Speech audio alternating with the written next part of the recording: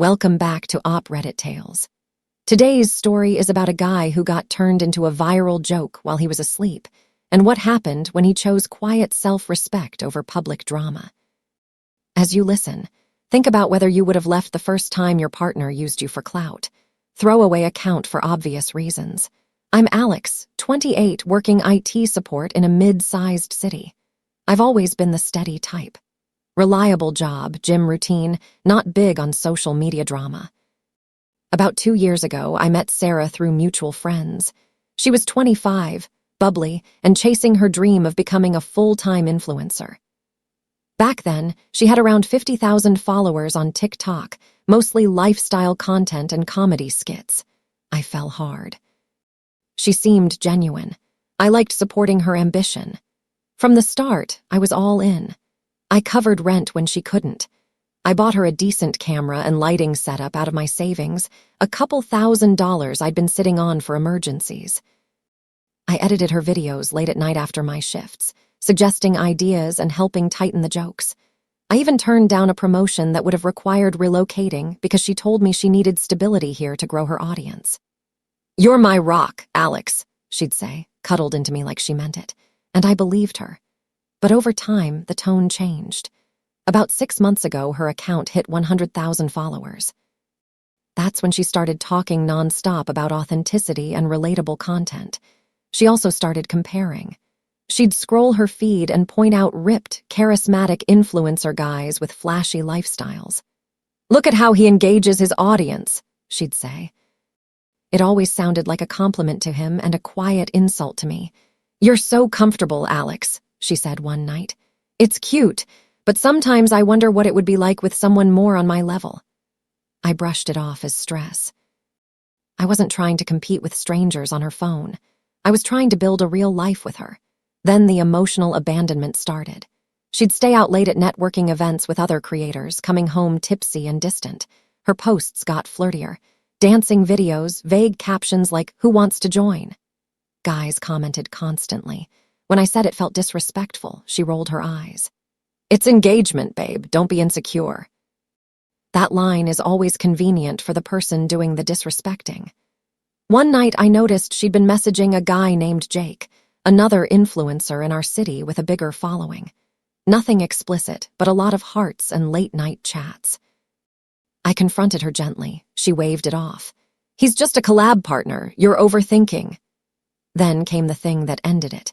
About a month ago, I woke up to my phone blowing up. Notifications from friends, coworkers, even a cousin I barely talk to. "Dude, you okay?" Saw the video. That was harsh. Confused, I opened TikTok. I barely used it, but I had an account to follow her. There it was. A video Sarah had posted the night before, already at 500,000 views and climbing. It was me asleep on the couch after work, snoring lightly.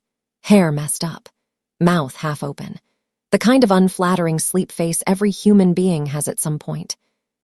The caption said, "Imagine waking up next to this every day," with laughing emojis and hashtags like relationship goals and boyfriend fails. She added goofy filters, exaggerated drool effects, clown music. My stomach dropped. This wasn't a private joke. This was me being turned into content for strangers. The comments were brutal. "Girl, run. He's cute in a dad bod way, but upgrade time. Why settle for that when you could have a hot influencer?" By noon, it hit 1 million views. My coworkers had seen it. Friends had seen it. People who knew me were watching strangers call me ugly for entertainment. I sat there staring at my phone, heart pounding, and the weirdest part was the quiet. It was the kind of quiet that shows up right before you accept something you didn't want to accept. A week earlier, I'd surprised her with concert tickets she'd wanted, even though I was exhausted from overtime. She posted about the amazing night, but cropped me out. I remembered that while looking at the video, and it clicked. She wasn't proud of me. She was using me. I didn't text her. I didn't blow up her comments. I didn't start a fight online. I just waited. Sarah got home around lunch, phone in hand, grinning like she'd won a prize. "Babe," she said, "the video's going viral." We're at 1.2 million already. She didn't even notice my face at first. I set my coffee down and kept my voice steady. "Sarah, that's me in the video. Sleeping. You posted it without asking. The caption is humiliating." She laughed, actually laughed. "Oh, come on, Alex, it's just a joke. My followers love the realness. It's hilarious. You should be happy. This is boosting my engagement big time." "That's not funny to me," I said.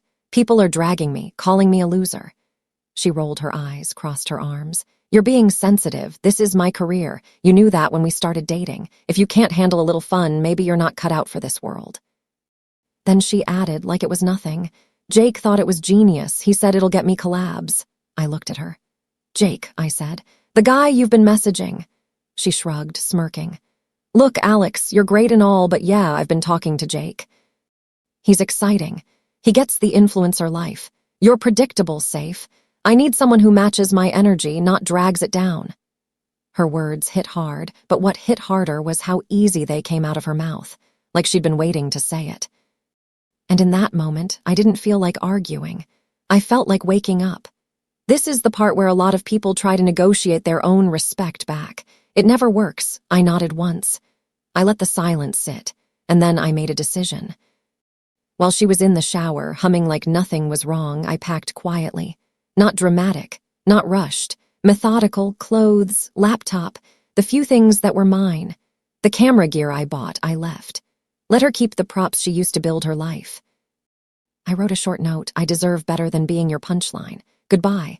When she came out, towel on her head, she saw the bags by the door. Her smirk faded. "What the hell, Alex?" she said. "You're leaving over a video." "Yes," I said calmly. "The video, the comparisons, Jake, it's all clear now." She scoffed, leaning against the wall like she was the victim. "Oh, please, you're twisting this. I didn't cheat. Jake and I are just friends for now, but fine. If you're going to be dramatic, go." Then she tried to land a final insult. "You'll never find someone who puts up with your boring routine like I did. I need a man who's ambitious, who gets the grind. You're holding me back with your 9-to-5 stability. Jake says I could hit 500K if I focus on collabs without distractions like you." "Distractions," I repeated evenly. "Exactly," she said. "You're sweet, but I outgrew you. Go find some vanilla girl who wants Netflix nights." "I'll be fine. Better, actually." I picked up my bags. "Take care, Sarah," I said, and I walked out. No slammed doors, no shouting, no last speech. I drove to a buddy's place across town, crashed on his couch, and blocked her everywhere for a few days just to breathe. The next days were rough. The humiliation lingered. Work was awkward. A few colleagues had seen the video and didn't know what to say, so they gave me these pity looks that made me want to disappear. I hit the gym harder. I started journaling.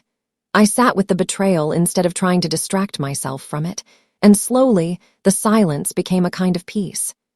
I found a small studio apartment on the other side of the city. Nothing fancy, but it was mine.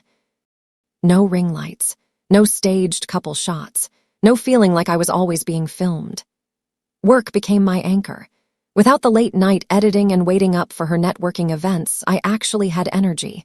I nailed a big assignment and my boss noticed. I got a raise and more remote flexibility. It was almost funny. The moment I stopped pouring my life into her, my own life started improving. I picked up hiking on weekends, something I'd wanted to do for a long time. Sarah always called it boring nature stuff.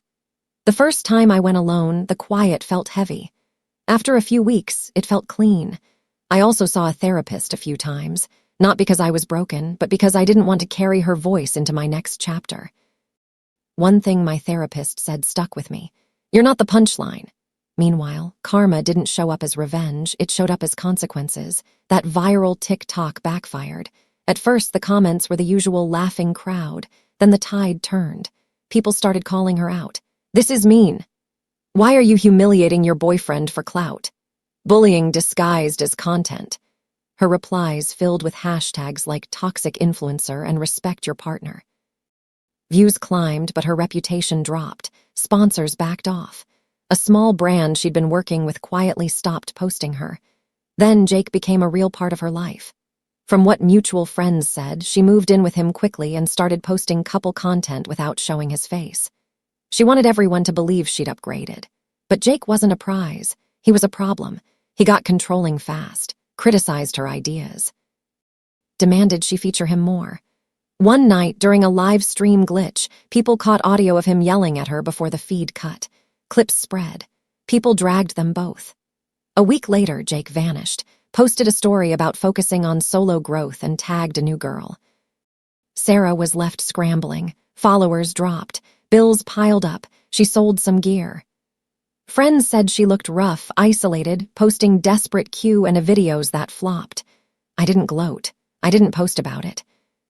I just watched from a distance and kept living my life. Then I met someone new. Her name was Emily. I met her at a work conference. She worked in marketing, but she was down to earth. No filters, no performance. She laughed at my dumb IT jokes like they were actually funny. We started getting coffee, then dinner, then weekend hikes.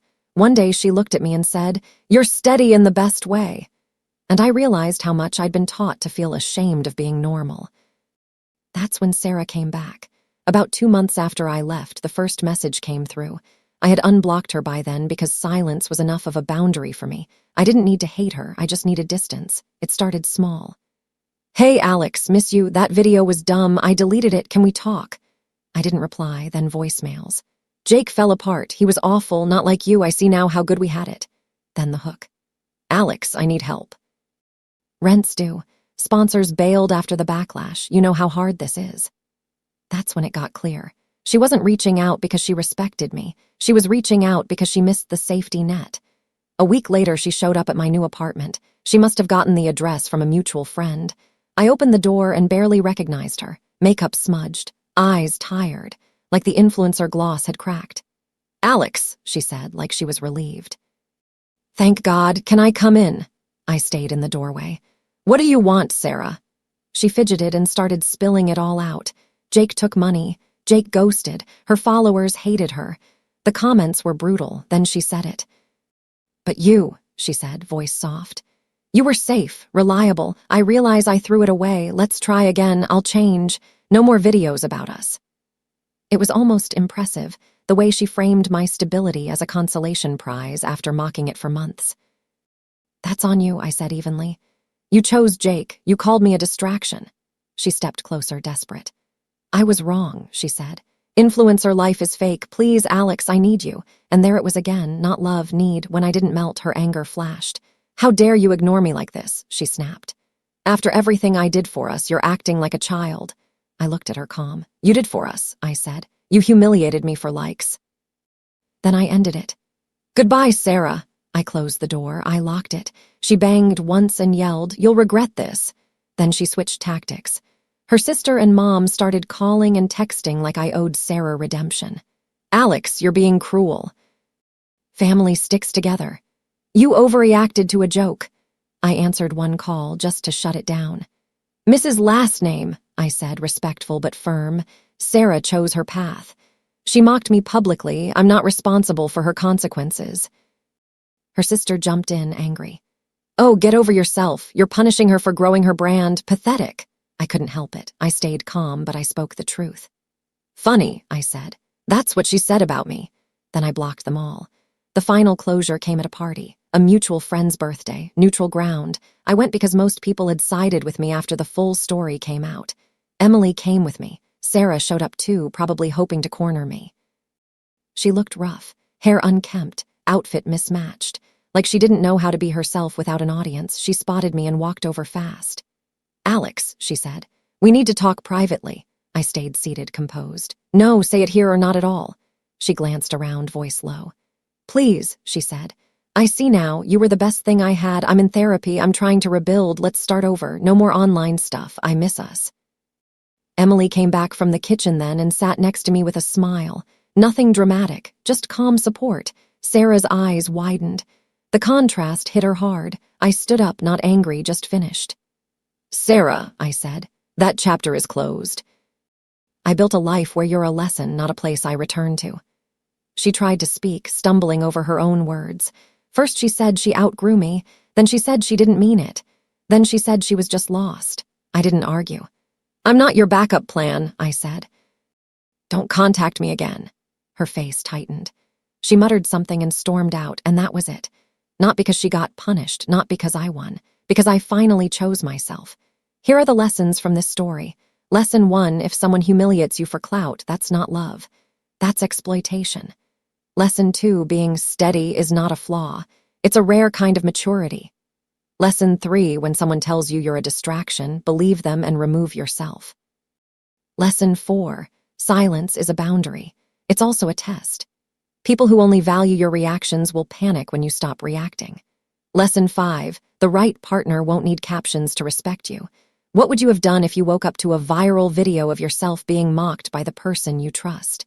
And if someone tries to come back only after the internet turns on them, do you think that's regret or just damage control? Share your thoughts in the comments.